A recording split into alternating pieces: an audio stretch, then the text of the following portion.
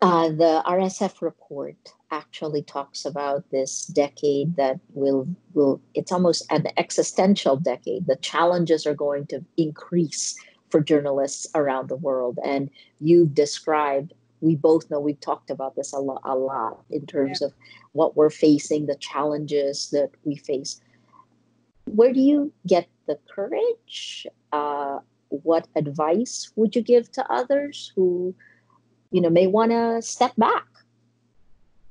I used to feel very victimized a couple of years ago, saying, why is this happening to me? I had to go undercover, do a sting operation on the government, and then self publish my book, and then nobody's willing to publish me. So I used to feel like a victim all the time, till such time that I actually went out to these international conferences and met journalists who are at the receiving end of the stage. And, yeah, and it felt like, oh my God, everybody's doing the same things. I'm not an aberration. This is a norm. And journalists everywhere in the world are paying a price for speaking the truth. So I derive my strength from these journalists who are fighting every day to retain the integrity of this profession. I take strength from people of this country who have reposed their faith in me. They send me mails and they send me messages on Instagram, WhatsApp saying, we are proud of what you're doing. So that keeps your faith alive. There's so many people who are praying for you, and there's so many people. I know there are people who abuse you all the time, and there are people who send you death threats.